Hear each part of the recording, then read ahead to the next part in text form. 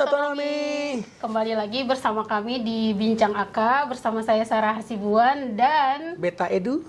Oke, dengan Mas Edu, analis kebijakan KPPOD. Iya. Sobat Otonomi, kali ini kita akan berdiskusi ya mengenai isu yang sedang hangat diperbincangkan di berbagai media soal wacana pilkada oleh DPR gitu ya. Hampir semua media mengulas mengenai berita ini. Nah, di sini kita akan menggali perspektif ya dari Mas Edu gitu. Nah, sebagai pertanyaan pemantik gitu ya, Sobat Otonomi, Mas Edu, kira-kira siapa yang mewacanakan kembali ya pilkada oleh DPR ini setelah 2014 ditolak di eranya Pak SBY? Nah, mungkin boleh dijelaskan ya Mas ya. Makasih pertanyaannya. Mungkin apa yang terjadi di 2014 kita tahu sama-sama dinamikanya dan kayaknya saya tidak perlu ulas lagi gitu supaya tidak redundant. Tapi yang paling terpenting adalah siapa yang memulai inisiasinya. Apakah inisiasi ini baru-baru ini? Enggak juga, karena di awal-awal pemerintahan Prabowo Gibran isu ini bergulir nih. Betul. Awal tahun 2025 ini menjadi wacana nih di bulan Januari Februari gitulah.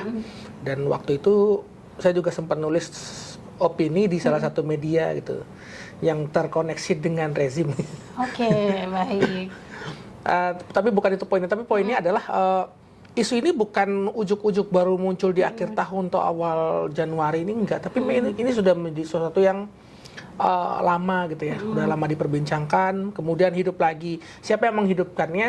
Kalau kita bicara dalam konteks kebaruan, tentu ini menjadi usulan dari Ketum Golkar, Kanda El Bahlil. Oke. Beliau mengusulkan, apa baiknya pilkada atau pemilihan kepala daerah ini dilakukan oleh DPRD dengan konsep pilkada tak langsung tadi. Dengan pertimbangan terbesarnya adalah soal biaya politik. Dalam hal ini ada soal politik uang dan lain sebagainya gitu kan. Itu yang menjadi pertimbangan. Kemudian mendapatkan sambutan positif didukung oleh partai-partai yang lain gitu. Gerindra misalnya, PAN pasti. misalnya gitu Udah jelas itu. Ada satu partai yang belum bersikap gitu sampai sekarang, itu adalah PKS. Tidak ada statement resmi gitu dari pucuk pimpinan tertingginya. Demokrat tadinya mengambang tuh.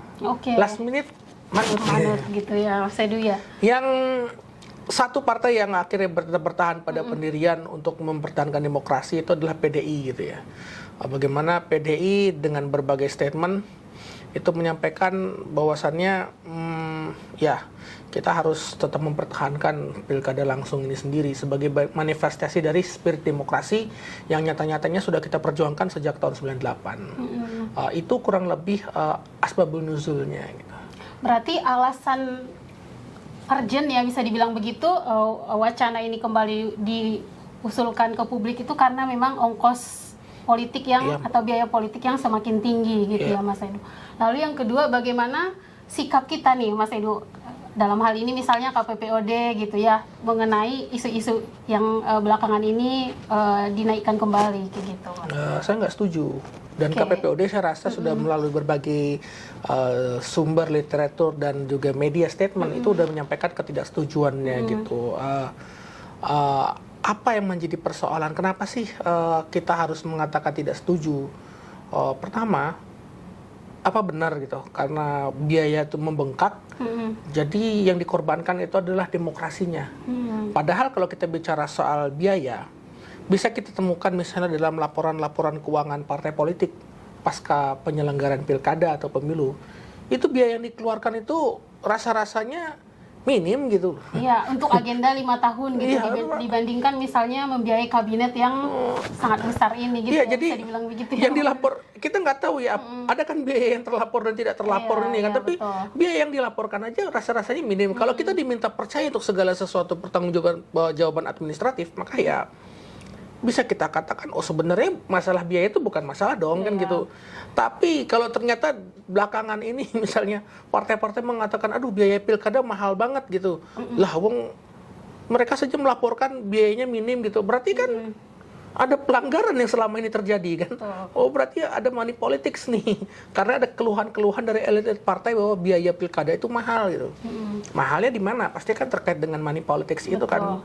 Amplop serangan fajar, mengundang kampanye gitu kan. Mensreanya Panji itu kan yang datang tuh puluhan ribu dan orang tuh bayar gitu kan. Sedangkan kalau di pilkada udah datengin puluhan ribu ya bayar ininya apa namanya? Suaranya gitu ya. Iya dibayar, minimal uang transportnya gitu kan. Kan itu praktik yang selama ini terjadi gitu. Sehingga kalau dikatakan ya apakah biaya mahal ya jadi pasti mahal karena ada praktik-praktik seperti itu. Tapi apakah hanya dengan itu kita akhirnya mengatakan karena adanya pemilih yang banyak yang harus kita kasih duit gitu, akhirnya ya udahlah kita tiadakan aja pilkada, kan nggak bisa begitu. Yang sebenarnya yang menjadi persoalan kan adalah soal transparansi dan akuntabilitas dari penyelenggaraan pilkada itu sendiri. Ini yang selama ini Mbak Sarah kayak tidak pernah dibicarakan dalam ruang-ruang pembenahan. Transparansi ini ya Mas? Ya, transparansi, perbaikan sistem, penegakan pelanggaran kepemiluan. Apa selama ini? Selama ini kan kita tahu masif itu terjadi kasat mata ya, kecurangan-kecurangan. Tapi kan sejauh mana sih penegakannya, tindak lanjut pelaporan dan lain sebagainya gitu. Bukankah ruang-ruang seperti ini yang harus diperbaiki jika ada masalah gitu? Kalau meniadakan hajatannya kan ya sama aja itu kayak gimana ya kalau saya mengatakan tadinya kan uang yang dikasih itu ke masyarakat nih. Bisa jadi sekarang uang itu nanti money politics itu terjadi di anggota-anggota DPRD saja. Iya, kalau anggota DPRD itu dapat. Kalau misalnya anggota DPRD milih A, tapi ketum partainya milih B. Otomatis kan ada pertentangan kan. Nah, otomatis ya biaya politiknya ya hanya akan diserap oleh elit-elit politik gitu kan. Sedangkan kalau kita melihat ya, jujur saja, dalam pilkada itu biasanya kampanye-kampanyenya kan menggerakkan UMKM ya, UMKM makanan, kemudian kaos misalnya kan. Bayangkan kalau ini ditiadakan gitu.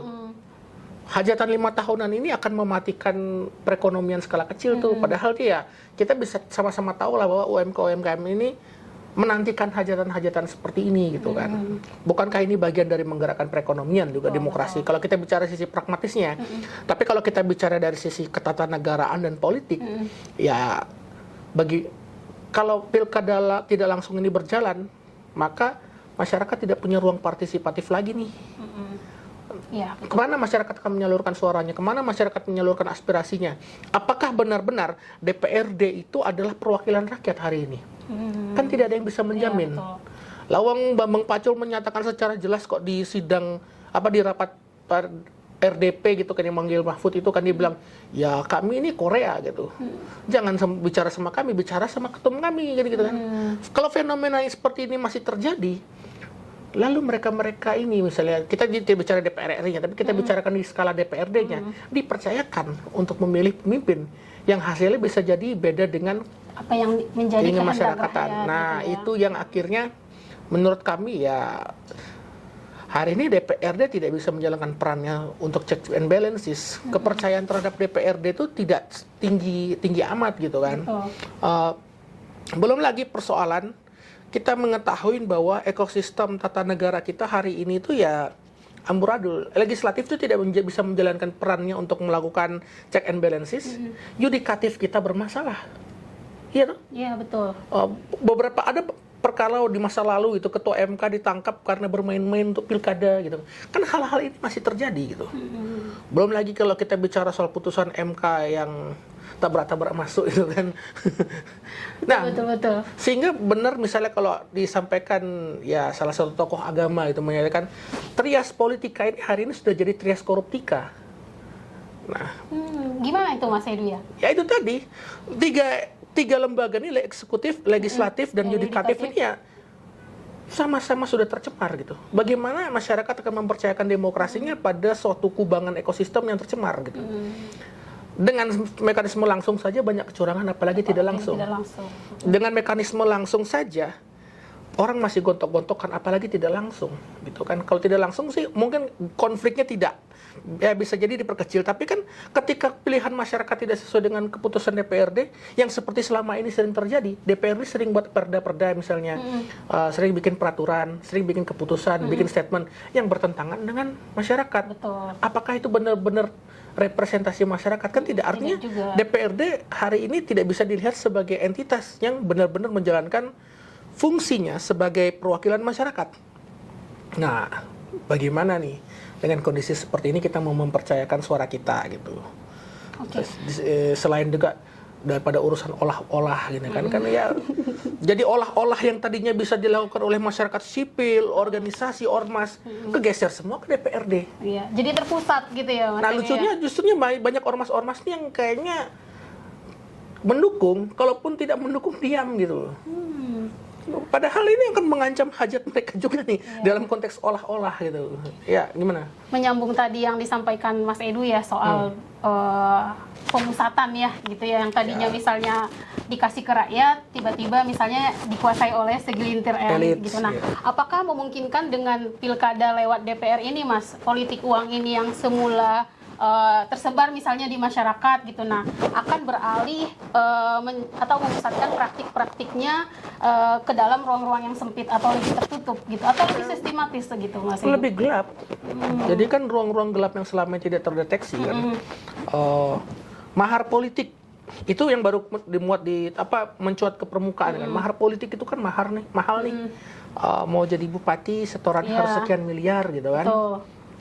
Itu saja, itu konteksnya pilkada langsung loh. Bagaimana tidak langsung nanti? Yang suaranya ditentukan oleh elit-elit politik, oligarki lokal.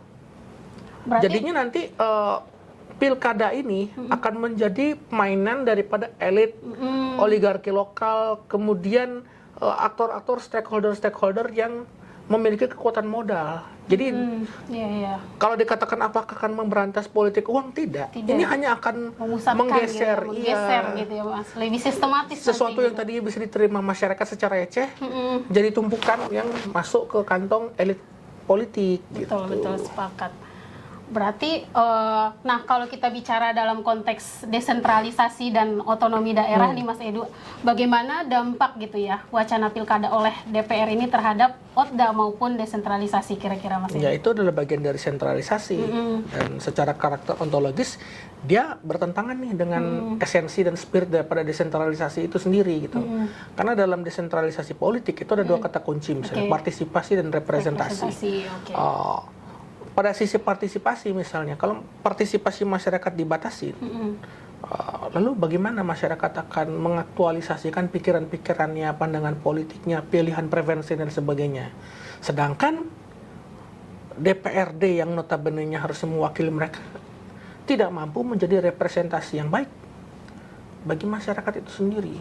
Itu jadi persoalan. Kemudian dari sisi representasi itu tadi, ketika dipusatkan, maka pertanyaannya representasi politik macam apa nih yang sedang dibangun. Lalu ketika pilkada tidak langsung berjalan, representasi atas nama siapa? Apakah Anda benar-benar milih berdasarkan aspirasi dapil?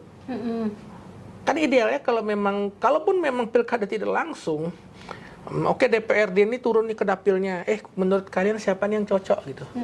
Kalau DPRD-nya mau repot gitu ya. Sekarang kan ada lagu ngapain repot gitu kan. Jadi jangan-jangan itu akan terjadi gitu. Jadi bisa jadi ada tahapan-tahapan diskursus yang akan di-skip gitu. Karena apa tadi? Kekoreaan ini masih ada dalam politik kita. Dan ini akan mempengaruhi bagaimana pengambilan keputusan, baik keputusan sikap politik maupun preferensi politik yang akan dilakukan. Jadi kan begini, misalnya ada contoh yang paling nyata. Diskursus ini kan akhirnya memetakan nih ada partai yang mendukung dan tidak mendukung. Betul. Kebayang langsung kan jumlah kursinya, jumlah partai yang mendukung sekian, jumlah kursinya sekian gitu. Langsung kehitung jumlah kursinya sekian kan. Artinya apa? Sekarang itu orang akan melihat bahwa misalnya partai A punya 10 kursi. Ketika nanti partai A mengatakan mendukung satu calon, maka satu calon itu kan punya 10 misalnya. Langsung punya 10 nih. Betul. Beda dengan pilkada langsung kan, kita nggak bisa memperkirakan berapa suara yang akan kita dapat. Harus ada perjuangan, ada sosialisasi, komunikasi politik, dan sebagainya, turun ke masyarakat. Baru itu kan berpengaruh kepada jumlah suara yang akan dihasilkan. Tapi kalau dengan pilkada tak langsung ini, hanya cuma jalan-jalan ke rumah ketum partai, atau ketua DPD partai, DPC partai, sudah pegang langsung sekian suara. Berarti subjektif ya Mas, bisa dibilang like dislike ya, bisa dibilang seperti itu ya Mas Edu ya. Bagus kalau like dislike, ada proses berpikirnya. Tapi ini kan udah bukan like dislike lagi, perintah. Okay. Komando. Oke. Gitu ya. Berarti bisa dibilang kalau dampak dari wacana pilkada oleh DPR terhadap desentralisasi dan otonomi daerah akan ada dua hal yang hilang ya Mas Edu. Yang pertama soal partisipasi tadi, lalu yang kedua soal representasi. Ya, bisa dibilang seperti itu ya Mas Nah, Edu. kalau saya boleh nambahin, itu baru dari segi desentralisasi politik tuh. Kita belum bicara desentralisasi yang lain, fiskal misalnya. Penetapan APBD itu. Menjadi terpusat nanti gitu ya Mas Edu ya. Satu terpusat, yang kedua nanti akan ada pakai tuh. Sekarang Bisa dijelaskan aja. gimana itu Mas? Sekarang aja gini ya. Hari ini aja kepala-kepala daerah dalam menentukan APBD itu udah nggak bisa seberani dulu lagi gitu. Karena apa? Mereka datang dengan dukungan politik, misalnya satu kepala daerah didukung oleh 5 koalisi partai politik gitu. Ada 5 partai gitu. Ketika 5 partai ini punya aspirasi pokir dan lain sebagainya, dia harus masuk dalam APBD itu. Padahal kepala daerah ini punya prioritas lain nih. Nah, sekali misalnya pokir ini ditolak, maka ini akan mempengaruhi persepsi partai politik tadi terhadap kepala daerah, sikapnya kepada kepala daerah. Besok di tahun misalnya 2029, pas kepala daerah ini maju lagi, kalau kondisinya seperti itu, maka nanti partai politik ini tidak akan mau mendukung lagi. Dan akhirnya apa? Kepala daerah itu artinya kondisi seperti ini membuat kepala daerah itu takut kehilangan dukungannya. Kepala daerah sekarang tuh banyak yang takut kehilangan dukungan partai daripada kehilangan dukungan rakyat loh. Itu persoalan, itu fenomena, itu fakta. Apakah ada kepala daerah yang tidak didukung lagi karena manuver-manuver politiknya yang bertentangan dengan koalisi? Banyak. Banyak ya? Banyak. Jadi ya hal-hal seperti ini gitu. Jadi kualitas keputusan fiskal kita juga akan berdampak gitu. Jadi ya kenapa ya? Karena pilkada tidak langsung nih ya otomatis permainan-permainan pokir tadi itu kan yang akhirnya akan mempengaruhi prioritisasi kebijakan, prioritisasi fiskal kita di daerah. Jadinya apa? Apa gunanya kita bikin RPJMD misalnya, kemudian kita bikin RKPD dan lain sebagainya ketika prioritas-prioritas itu nanti kepotong sama pokir. Pokir gitu ya Mas. Bukan berarti pokir itu tidak baik gitu, tapi selama ini tidak semua pokir itu berangkat dari aspirasi gitu kan. Ada yang berangkat dari aspirasi, ada yang ya kita tidak tahu asbabul nuzulnya gitu. Tapi tiba-tiba pokir-pokir ini menggeser prioritas pemerintah yang sudah ditetapkan berdasarkan hasil musrenbang misalnya. Kan banyak tuh hasil musrenbang tuh. Betul. Naik dari desa ke kecamatan, kecamatan ke kabupaten. Pas mau naik di kabupaten kepotong sama pokir. Hilang semua ya. Nah, artinya kan hal-hal seperti ini juga perlu kita pikirkan gitu. Ketika terjadi pilkada tidak langsung, maka akan ada pakai antara legislatif dan eksekutif yang itu akan berpengaruh pada politik anggaran hingga politik kebijakan ke depannya bagi daerah. Jadi kepala daerah nanti akan membuat kebijakan misalnya dia tidak akan takut sama rakyat gitu. Dia lebih baik didemo rakyat daripada dimusuhi partai politik. Nah, menarik itu yang poinnya Mas. Jadi nanti bisa jadi ya kepala daerah lebih takut gitu ya kepada DPR misalnya dibanding sama rakyat gitu. Nah, sebelum diskusi ini kita tutup ya Mas Edu ya, rekomendasi nih terkait apa yang sudah tadi kita diskusikan Mas. Tolak pilkada tidak langsung. Ya, hanya itu salah satunya. Bagaimana cara menolaknya? Ya masyarakat sipil harus kompak nih. Gitu. Karena mana nih teman-teman mahasiswanya harus mendengungkan lebih keras lagi. Gitu. Kelompok-kelompok masyarakat sipil kita harus kompak. Karena apa? Kecenderungan langkah politik Prabowo Gibran ini hanya bisa dianulir dengan adanya bukan gertakan lagi, dengan adanya kekuatan-kekuatan massa gitu, aksi massa, hanya itu yang akan bisa membatalkan niat-niat jahat pemerintah. Betul Mas Edu, menyambung juga gitu ya berdasarkan hasil studi Kompas ya, Litbang Kompas tahun 2025 menyatakan bahwa 85% masyarakat menolak gitu ya wacana pilkada oleh DPR gitu. Nah, sebagai yang 15% itu apa? Setuju Mas Edu gitu. Ada kayaknya anggota partai 15 itu. Kurang tahu ya Mas Edu, nanti mungkin kita bisa bedah hasil surveinya gitu. Nah, supaya pilkada ini tadi ongkos politiknya tidak mahal gitu, hal-hal seperti apa yang harus kita perhatikan Mas Edu? Ya itu pembenahan dari segi sistemnya. Maka kan PDI itu kalau tidak salah sudah mengusulkan e-voting gitu kan misalnya. Kenapa kita tidak mempertimbangkan e-voting ke depannya gitu? Meskipun kita tahu juga kalau bikin e-voting hackernya banyak gitu kan. Tapi setidaknya kita carilah cara-cara supaya segala sesuatu itu bisa berjalan transparan.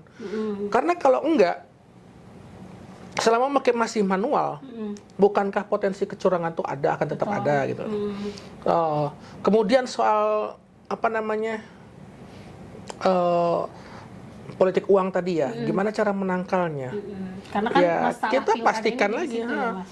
apa benar misalnya tuh partai itu mengeluarkan. Jadi dalam laporan pertanggungjawaban keuangan LPJ-nya partai-partai ini di akhir masa pemilu itu ya, itu harus benar-benar dicek lagi. Kan ada tuh pernah di waktu pemilu 2024 ada satu partai, saya tidak mau sebut namanya. Oke. Laporan keuangan itu minim sekali, wah hemat sekali partai ini. Padahal balihonya di mana-mana. Transparansi gitu ya. Iya kan? Nah, jadi gimana kita mau bicara soal ini? Jadi cara kita apa ya? Kita harus melakukan efisiensi pada tataran teknis gitu. Efisiensi pada tataran teknis. Bila perlu kita memikirkan nih bagaimana tata cara pemungutan suara itu agar meminimalisir ruang-ruang politik uang itu tadi gitu. Nah menarik juga tuh. Jadi kan di pilkada-pilkada yang terjadi yang terbaru inilah gitu kan. Saya tidak akan sebut daerahnya, tapi banyak nih kejadian tim ses A dan tim ses B nih baku tangkap. Baku tangkap tuh kayak saling nangkap gitu loh. Kalau ketika tim A mau nyebar amplop, tim B ini datang tangkap gitu. Oh, cari kartu masing-masing bisa dibilang gitu ya Mas Edu. Ini kan masalah yang terjadi juga nanti, woi, ini tim A melakukan politik uang nih, padahal sama-sama juga gitu kan. Nah itu lalu bagaimana kinerja pengawasan pemiluan?